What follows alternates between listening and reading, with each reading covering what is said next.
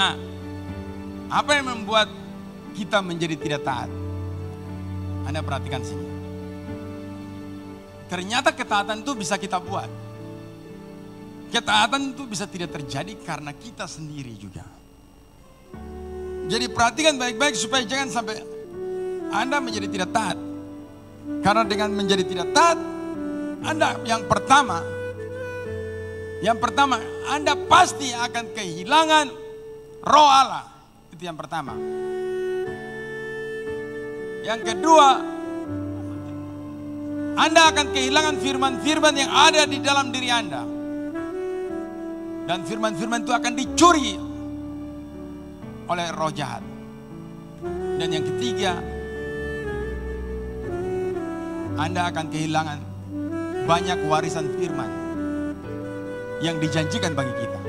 Dan yang keempat adalah Anda akan kembali berbuat dosa.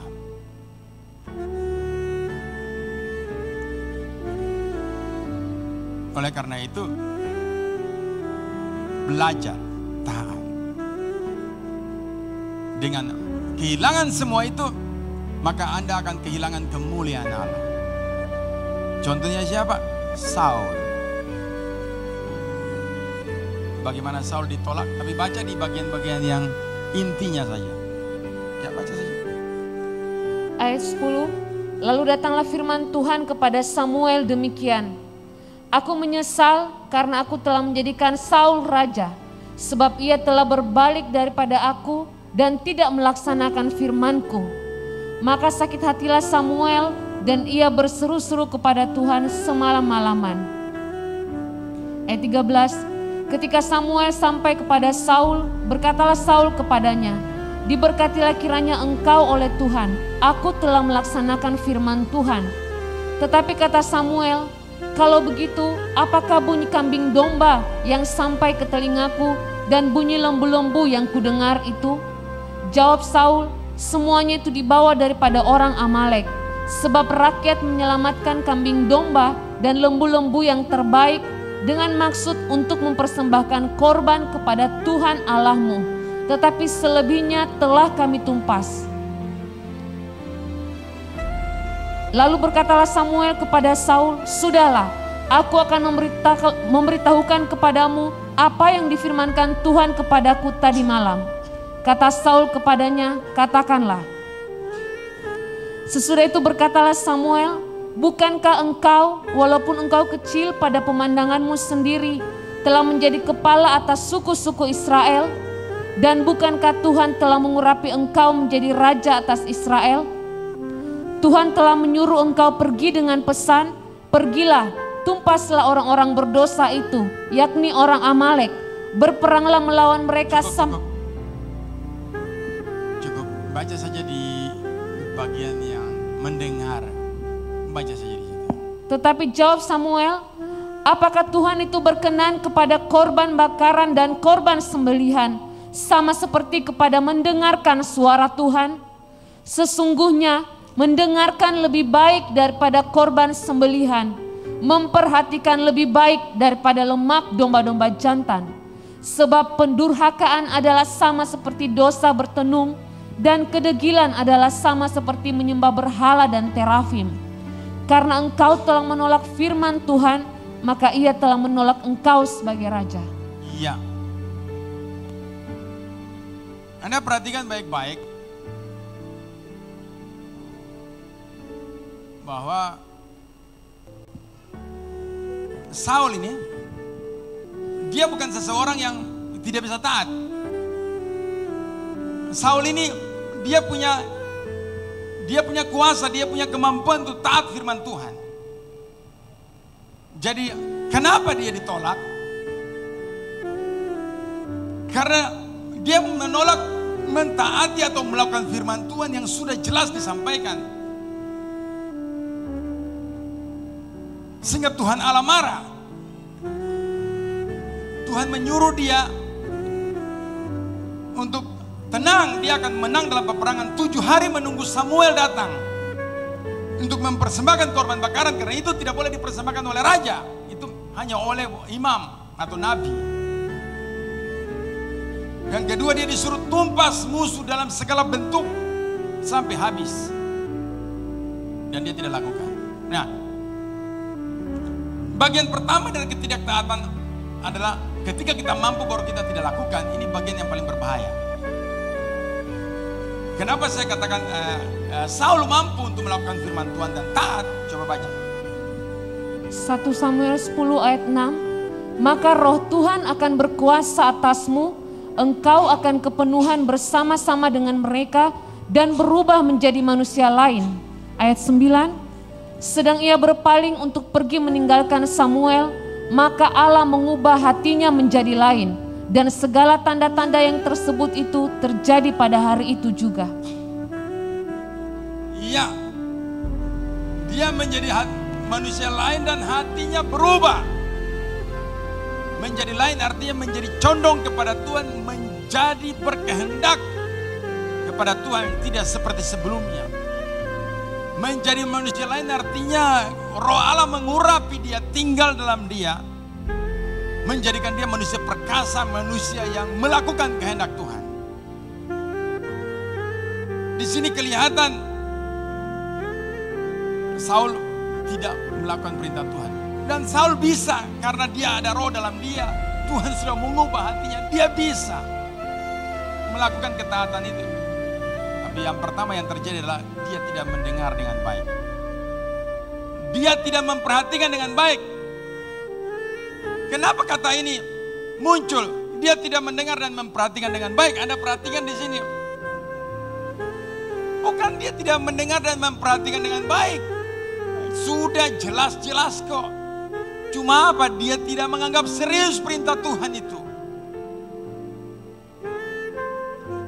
Dia tidak menganggap serius perintah Tuhan itu. Nabi Samuel cuma memberitahu kepada dia, dengarkan dengan baik, perhatikan dengan baik. Bukan dia tidak dengar dengan jelas atau perhatikan dengan jelas. Dia dengar, dia perhatikan juga. Cuma dia tidak serius. Coba Anda bilang di kiri kanan, di rumah di sini bilang begini. Apapun yang Tuhan sampaikan dan jelas kita dengar. Mata melihat dengan memperhatikan, telinga mendengar, mata memperhatikan dengan jelas. Seriusilah itu. Sebab bilang. Sebab apa yang Tuhan sampaikan itu tidak pernah itu cuma cerita biasa. Anda lihat latar belakang kenapa Tuhan suruh Saul membunuh bangsa ini. Karena ketika bangsa Israel keluar itu, mereka menghalang-halangi. Nah itu Tuhan marah. Dan mereka pikir waktu menghalang-halangi bangsa Israel itu Tuhan lupakan. Tuhan tidak pernah melupakan perbuatan jahat yang seperti ini. Dia akan datang dan membalas engkau sampai kau habis. Sampai ke keturunanmu. Anak cucumu akan berpenyakit. Dibunuhnya seperti disuruh Saul bunuh. Makanya dia sangat marah dengan Saul itu. Karena perintah yang dia sampaikan kepada orang yang harus melakukan tindakan itu tidak bikin. Dan Saul ditolak sebagai raja karena tidak taat. Anda dan saya dengar, mungkin Anda dan saya bukan Saul, tapi belajarlah memperhatikan firman Tuhan itu dengan telinga baik, dengar dengan baik, mata kalau baca itu dengan jelas, supaya jangan sampai kita ditolak akibat tidak taat, tidak menganggap serius firman Tuhan. Tidak menganggap serius perintah Tuhan. Keseriusan itu penting. Supaya jangan nanti ketika perintah itu diberikan buat kau berhadapan di medan peperangan atau berhadapan dengan sesuatu hal, kau kompromi. Ketika kau kompromi, kau kemasukan dan kau ditolak oleh Tuhan. Jadi Saul ini tidak taat, bukan karena dia tidak bisa, tapi dia tidak memperhatikan dengan baik. Dia tidak serius mendengarkan firman Tuhan yang datang melalui Nabi Samuel. Dia tidak memperhatikan pengurapan kuasa yang ada pada dia. Dia tidak perhatikan. Sehingga akhirnya dia mengalami penolakan. Kenapa dia mampu? Karena roh Allah sudah ada pada dia. Hati sudah diubah.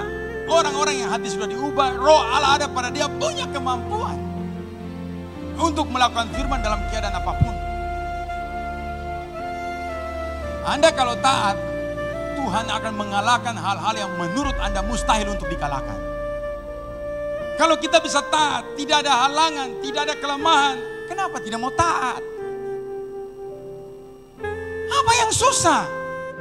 Samuel sudah berbicara kepada Saul, ketika kau melihat tanda-tanda ini terjadi atas engkau, lakukan apa sesuka hatimu. Itu berarti apa? Ketika Saul menghadapi musuh yang berjuta-juta, dikatakan seperti pasir di laut itu, dengan kereta kuda yang ribuan itu, Saul bisa menang. Anda lihat Simpson. Simpson memahami pengurapan, menghadapi kuasa yang diberikan kepada dia. Dia cuma pegang rahang keledai, dia pukul 1000 tentara Filistin, mati semua dengan rahang keledai. Apalagi kalau dia pegang yang lain. Anda dan saya bisa melakukan perintah Tuhan. Tidak ada perintah yang sukar. Apalagi kalau Anda sudah penuh dengan Roh Kudus. Jadi kenapa Saul ditolak? Bukan hanya karena dia tidak mendengar. Bukan, dia dengar dengan baik tapi dia tidak menganggap serius. Dan kemudian karena dia punya kemampuan untuk taat, untuk melakukan firman Tuhan, tapi dia tidak bikin. Makanya Tuhan marah dan menolak dia. Tidak mungkin Samuel sampaikan kepada dia tidak jelas. Samuel sampaikan jelas. Kecuali Samuel di 100 meter dari dia. Saul, demikian firman Tuhan. Nanti datang Saul bilang, waktu itu kau bicara buat saya jauh sekali. 100 meter angin tiup. Pasti Saul bilang, oh iya salah saya. Tahu? Tapi ini kan berhadapan muka dengan muka baru Samuel bicara. Ya tidak mungkin salah. Jadi semua setuju bahwa Saul bisa ya. Nah, itu makanya mengapa Tuhan tolak dia.